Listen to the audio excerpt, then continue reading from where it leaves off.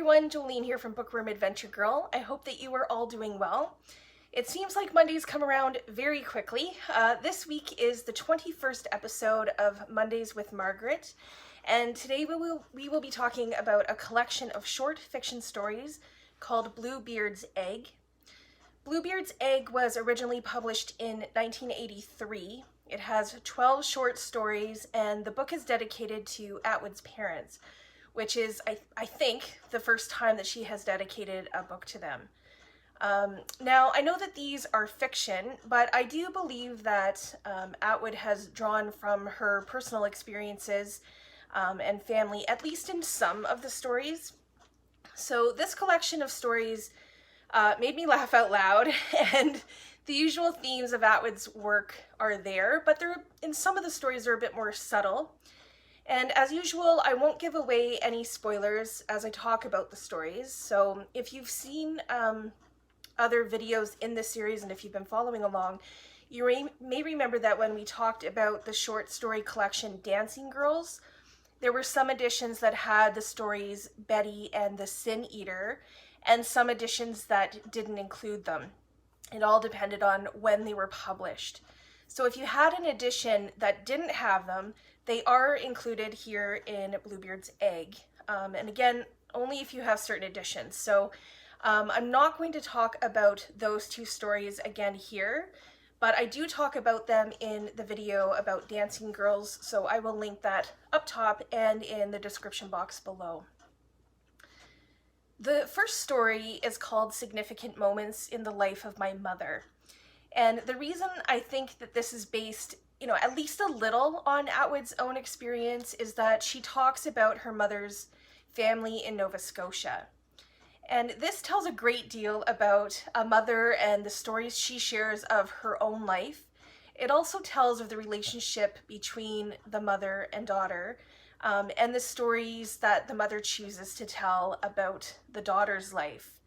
And some of these stories are very funny, at least in the way they are told, and I can totally relate as a daughter to how the daughter might feel about the stories her mother chooses to tell about her life. So I was going to read a bit of this, but instead I am going to leave a link in the description box of Atwood reading the entire story. So if you want to check that out, it's worth listening to.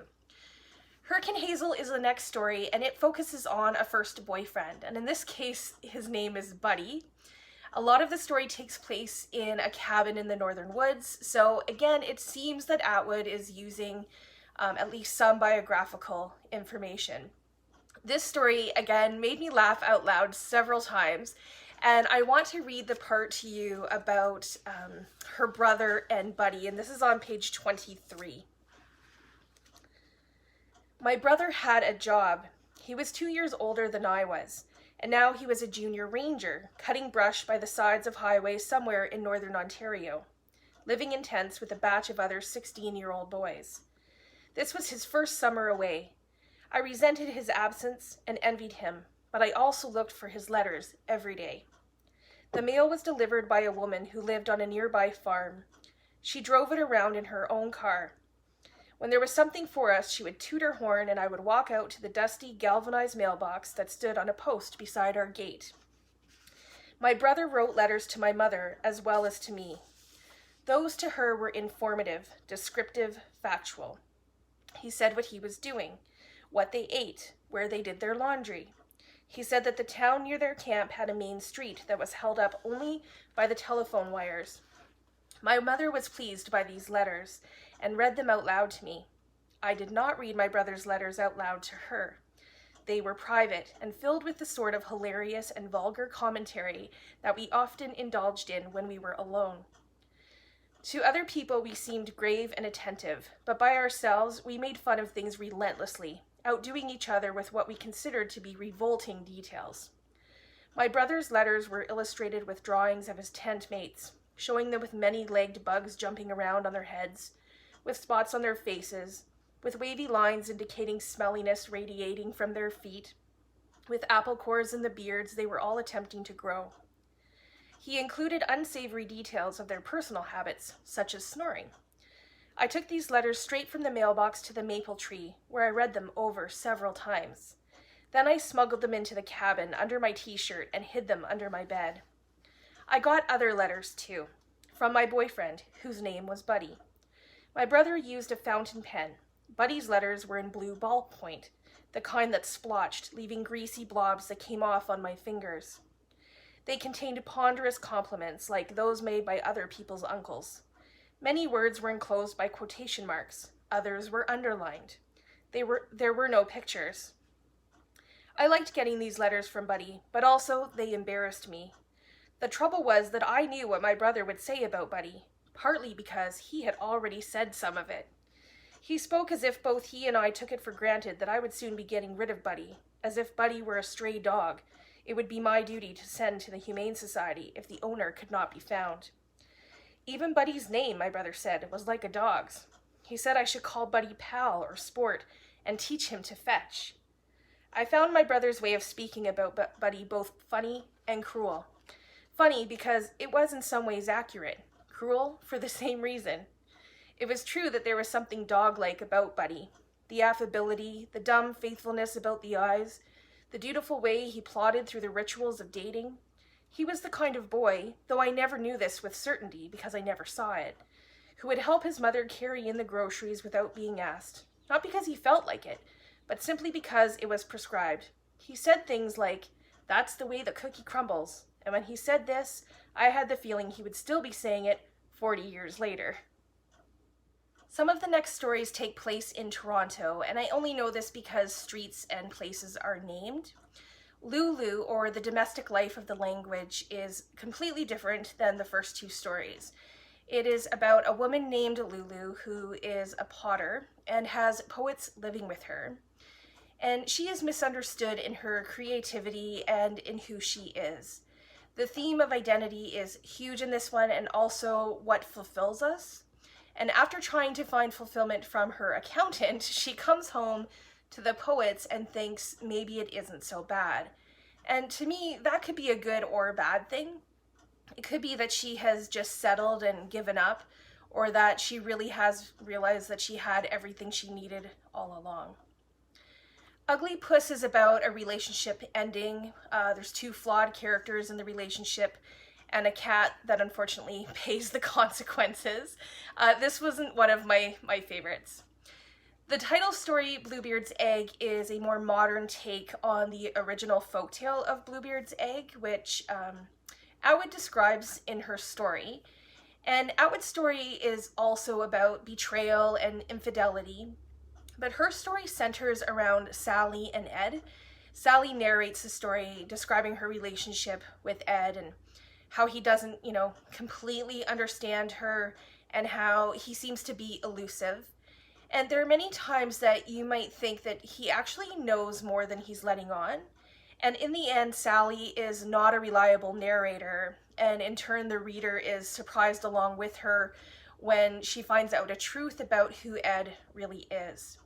And Atwood's story is different in the end, but just as in the original, where the wife has control and outdoes Bluebeard, Sally, in her own way, now knowing the truth, has control and can kind of do the same, but Atwood ends her story with the intrigue of not knowing how Sally will move forward.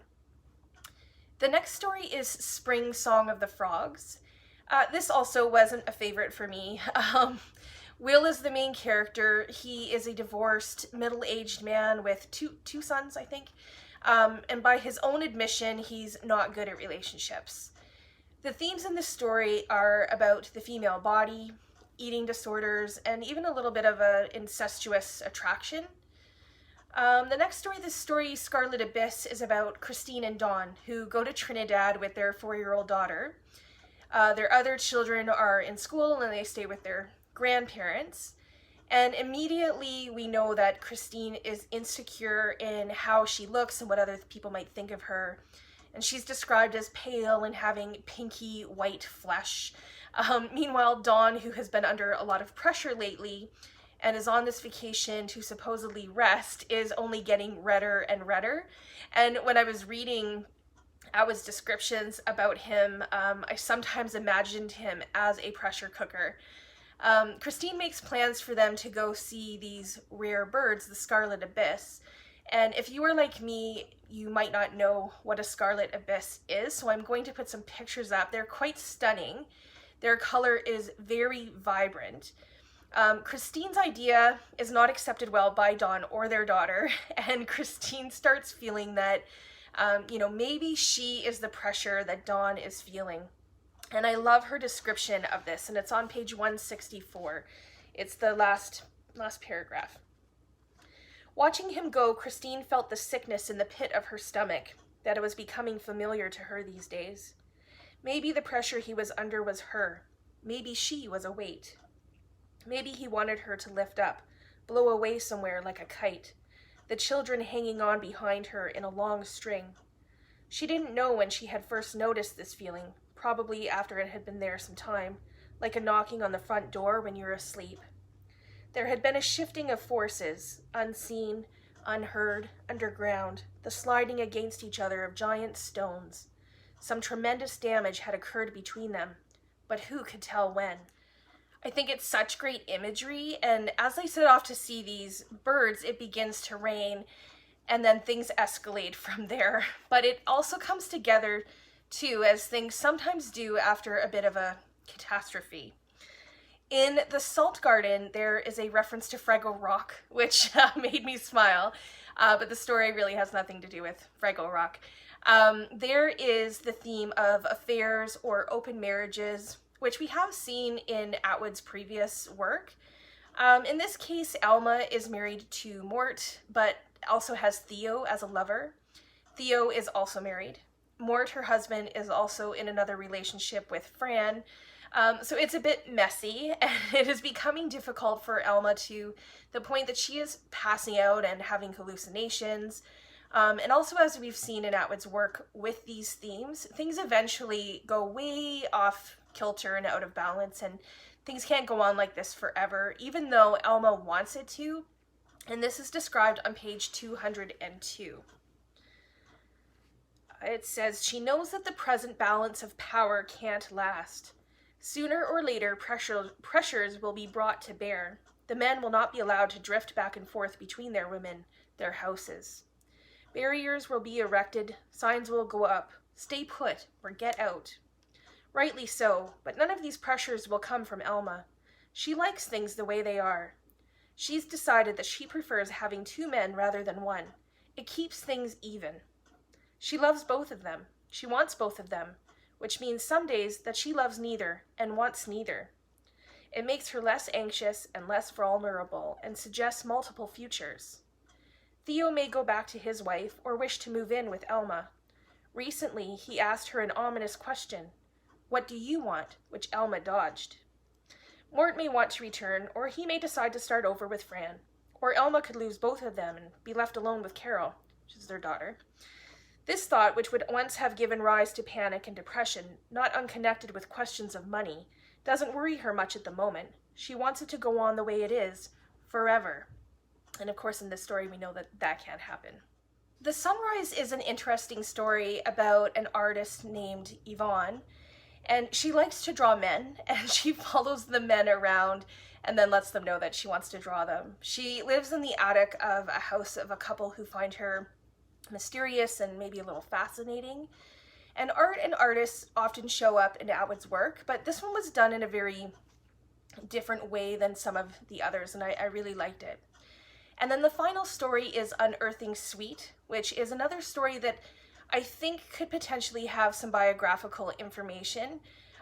If so, then Atwood has bookended this collection with stories that have that in common. In this case, it begins with how the narrator's parents want to be cremated and sprinkled, even though it's now against the law to sprinkle ashes.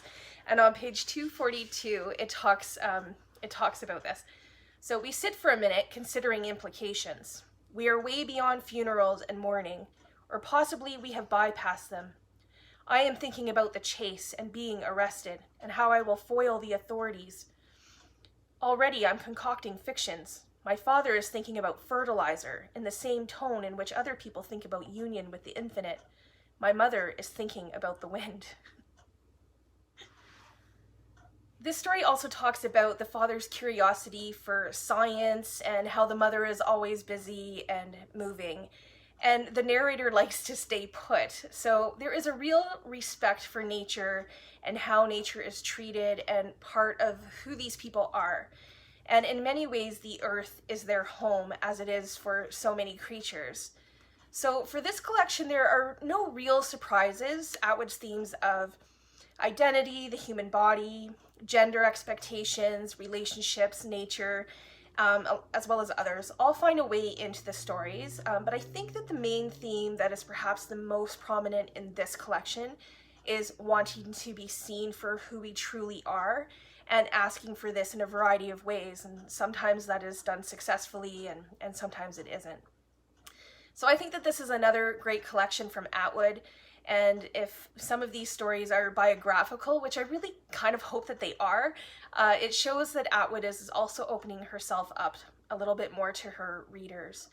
So please let me know what you thought of Bluebeard's Egg if you had a chance to read it, which stories were your favorite, and I would love to hear your thoughts about anything about the collection. And as always, I will put the reading schedule for this series in the description box below.